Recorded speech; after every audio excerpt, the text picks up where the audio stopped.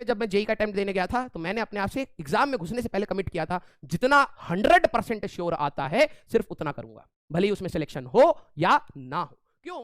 Silly mistakes कुछ बच्चे करते हैं, ठीक है, उनके बारे में अब मैं बात करूंगा कि हमारे पास नेगेटिव मार्किंग आपको कैसे हैम्पर करती है, वो टेस्ट आपको कैसे इंप्रूव करेगा। ध्यान से सुनिए बेटा, एक सिंपल सा सिनेरियो दिया है, this is not an ideal scenario. सारे बच्चे एक बार ध्यान से देखना।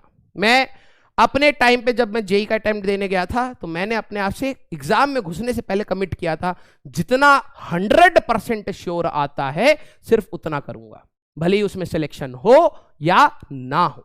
क्यों? अगर मैं ज्यादा गलती करके आया तो जिंदगी भर मेरे को वो नेगेटिव मार्क चुभेगा, और आज तक चुभता है। जब ईडीटीए एडिटा का डायग्राम जेई एडवांस में हमसे पूछा गया था, मैंने पूरे टेस्ट में अपने थ्रू आउट पढ़ता गया, सही आता रहा, एडिटा एडिटा एडिटा।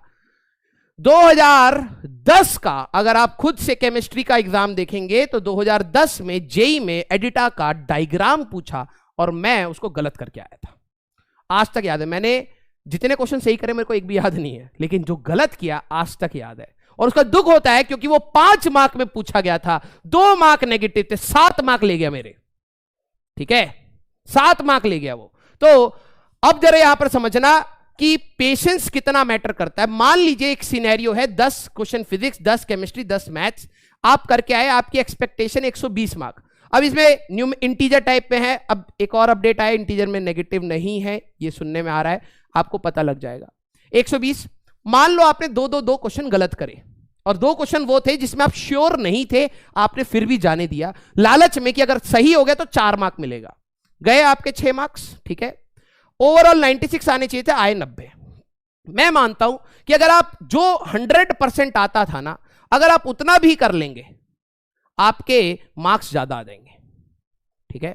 तो you have to rely on what you know, तुक्का मत मारना बेटा, ठीक है। वही कहते हैं ना, ईमानदारी से अगर आप जियोगे ना, एग्जाम में लालच आएगा, ठीक है, एग्जाम में लालच आएगा कि यार पार्शियल इंफॉर्मेशन है, 4 मार्क मिल जाएगा तो हो सकता है कुछ बड़ा बन जाए। लेकिन मैं बता रहा हूं ना, 4 मार्क अगर मिल गया तो आपको याद भी नहीं रहेगा, आप उसका फ्रूट ले लोगे। लेकिन ईमानदारी का सच बताऊं, अगर वो नेगेटिव हो गया ना तो वो आपको ज्यादा दुख देगा, ठीक है। तो आपको पूरी स्टडी में ये करना है कि आपकी नेगेटिव ना हो, जितना शिद्दत से आप पढ़ सकते हैं। यस, इंटीजर में बीच में टाइपिंग एरर हो गया था, इंटीजर में नेगेटिव कह रहे थे, लेकिन अब इंटीजर्स में नेगेटिव मार्किंग नहीं है, ठीक है। हाँ, मैंने भी आज पढ़ लिया है, अब वो कितना सही है, फेक है, क्या है, वो आपको पता लग जाएगा, आप उसका वो मत करना।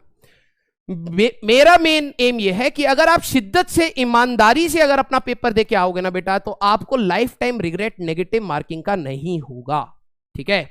अब we should go for accuracy, not for the number of questions, ठीक है, not for the number of questions. अगर आपको जितने आते हैं 100% आते हैं, अब वही है, प्रैक्टिस आपकी मैटर करती है। अगर आपको 100% आता है, go for accuracy. And how to be accurate sir? When we know what mistakes we do, आपको पता होना चाहिए आप गलती क्या करते हैं। मैं पर्सनली एग्जाम जाने से पहले मैंने कहा था, भाई कैलकुलेशन करते समय स्पीड नहीं करनी है, रोक देनी है, भले ही धीरे हो जाए। इधर से उधर ले जा रहा हूं तो प्लस की माइनस की गलती करता था मैं, क्रॉस मल्टीप्लाई में गलती करता था, रेशियोज लेने में मेरी बहुत गलतियां होती थी। तो मेरे को पता थी कि मेरी क्या गलतियां हैं, और एग्जाम में जाने से पहले मैं हर एक क्वेश्चन में अपने आप को रिपीट करा रहा था कि आज ये गलती नहीं करनी है। और लकीली मैंने उस दिन एक भी कैलकुलेशन वाली गलती नहीं करी थी, ठीक है। तो आपको पहले ये बात पता होनी चाहिए कि आप गलती क्या करते हैं।